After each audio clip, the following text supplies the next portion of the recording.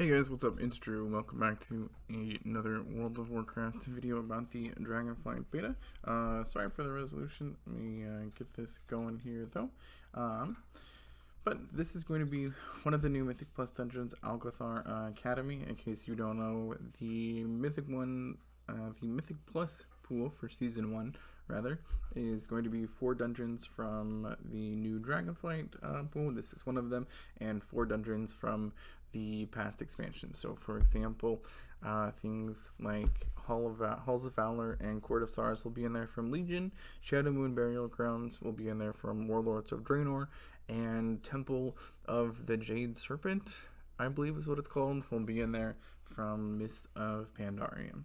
But this is Algothar Academy. This is one of the new Dragonflight ones, so we're just getting started here. So when you zone in, you'll jump down into this big quad area. I don't know why we couldn't just start here, but that's how it is. Each of these recruiters here you'll see are just guys from different Dragonflights. So I'm going to give you a different buff when you talk to them. This buff lasts the whole dungeon. Thankfully you don't have to run back here and get it each time, but you get that buff. So there's haste, crit, mastery, verse that you can grab there. And you'll see this first trash pack here. These packs are pretty simple. They'll do this cast surge, that's just damage to just a single damage target. And this other cast called Arcane Rain, which is these purple swirlies right here that will do some damage if you get caught into them.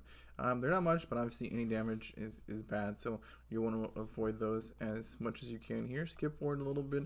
The next trash is going to be these big mana worms. You'll see some small ones, but there will be one big one here, and he'll do this vicious ambush, which he jumps on somebody. It's a little AoE around them, so you'll want to not stack up if you've got that on you. Then you'll see that other ability he does called Rift Breath, which is just a big frontal that you'll want to dodge. And in that area, I skipped forward, but there's just more of some little mana worms, and we'll just skip through those guys until you've got some more of the trash that's up on the boss platform here. I want to pause it real quick. You'll see that there is a mob here called the Unruly Textbook. It does this cast called the Monotonous Lecture, and it'll put someone to sleep for 8 seconds. There's 2 ways to get around this. 1, you dispel. 2, you kick the mob.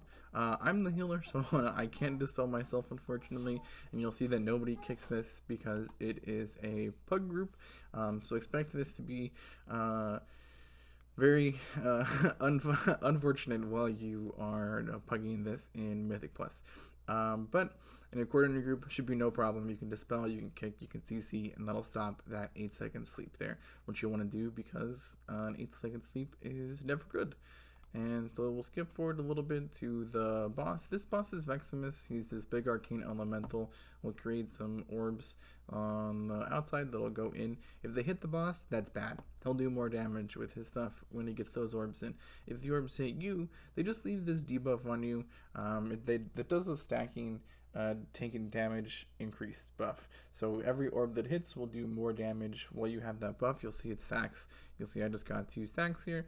The tank has 3 stacks, and then you'll want to just cleanse these as often as you can. Pretty much spam on CD, which I am not doing here because I am not good.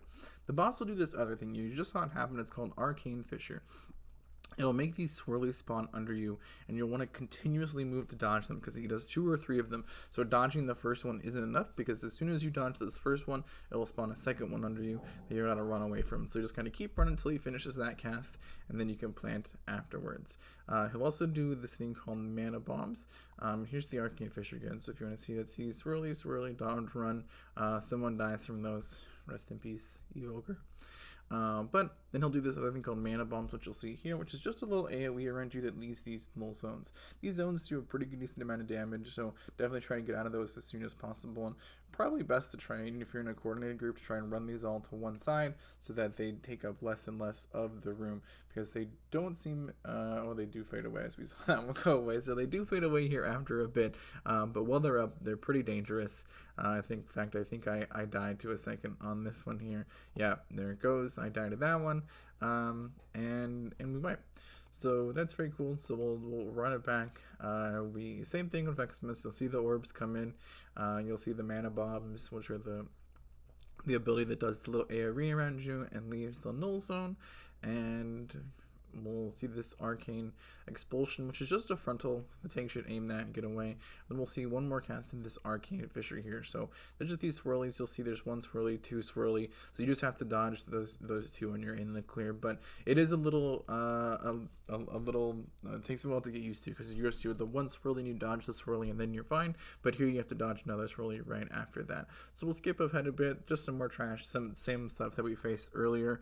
Some more elementals, some more mana worms, nothing too exciting, until you get to this Guardian Sentry guy. He's just chilling on the platform all by himself, and you have to pass him to get to the second boss, Crawth.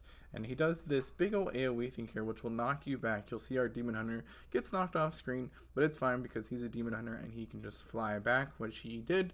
And so that big old circle will knock you off. There's also these tornadoes that he spawns, and they will kind of circle around. I don't know if they expire.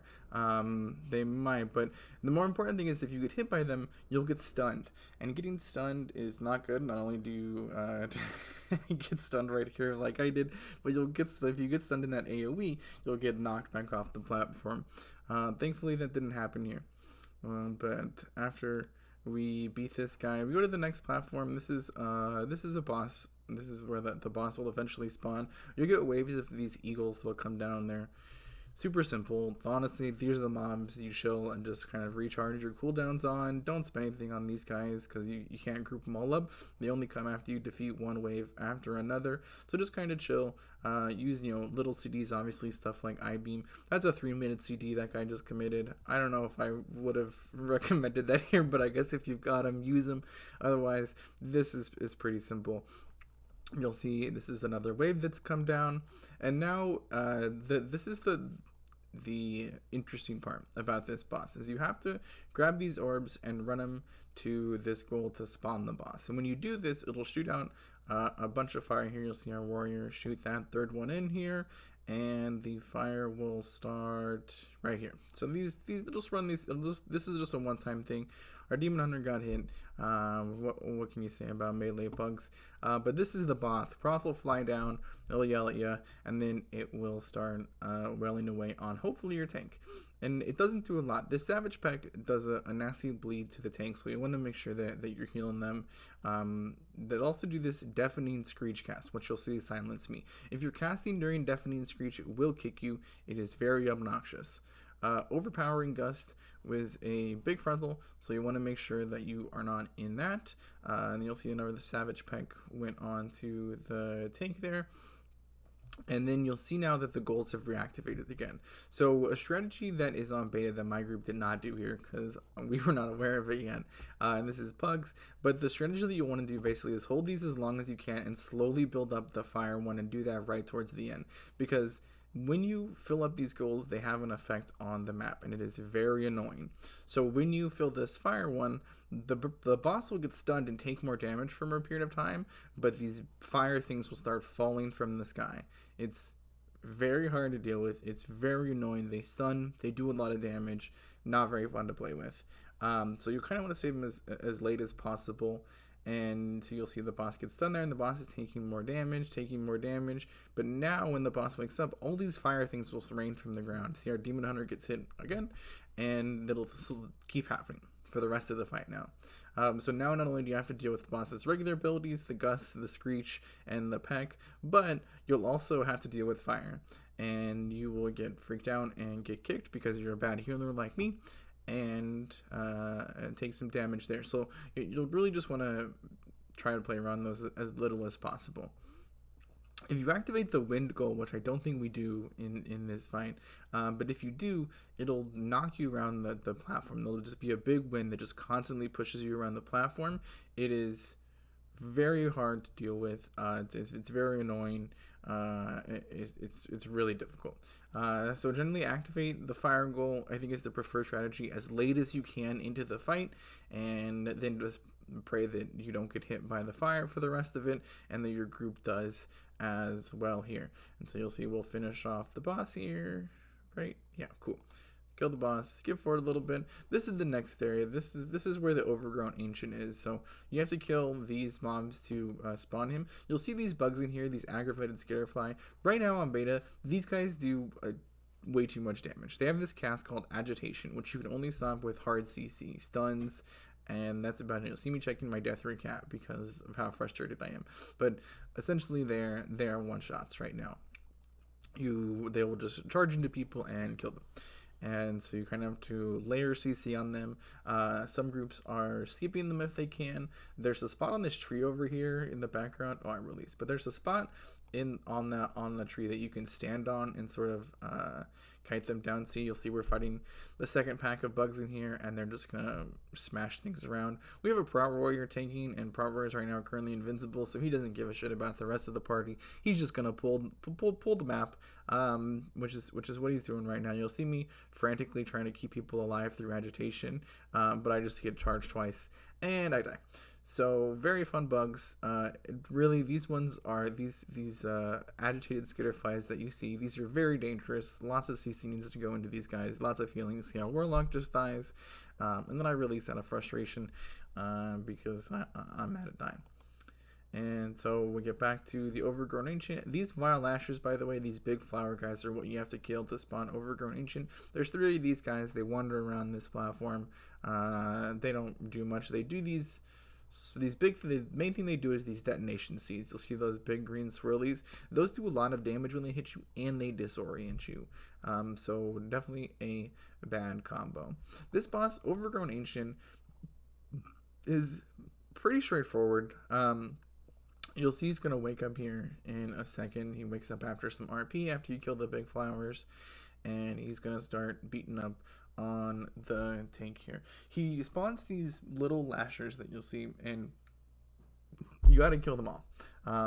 Otherwise, they will wake up and start beating up on people. So here's Germinate, and it does little ground AoE. So you got to move because that brown swirly will, of course, do damage. And you'll probably want to stack this and move as a group, right? So that you can group all these hungry lashers together because you want to get them down before the Overgrown Ancient wakes them up. Otherwise, they will all run.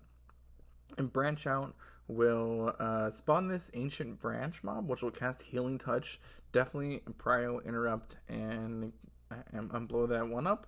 And here comes another cast of Germinate, which will wake up the lashers that are already there, and it'll spawn new ones there. So gotta kill them before he does that again. And while they're up and running, they leave this nasty bleed. You'll see on the frames there's this bleed here on some folks that does a lot of damage. They also do a stacking poison debuff on whoever they're attacking. So it's right now the tank has 60 stacks.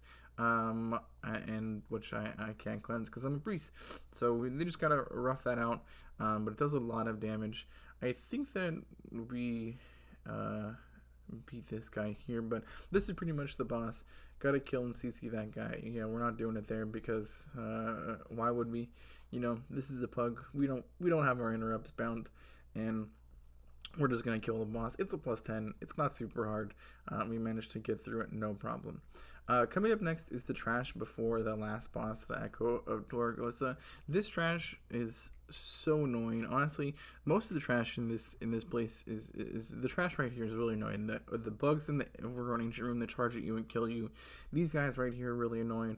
Mostly because they have this ability called Disrupting Pulse, which, as you imagine, is a interrupt. So if casters are casting during Disrupting Pulse, you'll get locked, as you see right here. Also, something happened right here and bugged out the goals over there, and so for the rest of the dungeon, it just kept blaring at me that the pitchel skulls were ready and I should play ball.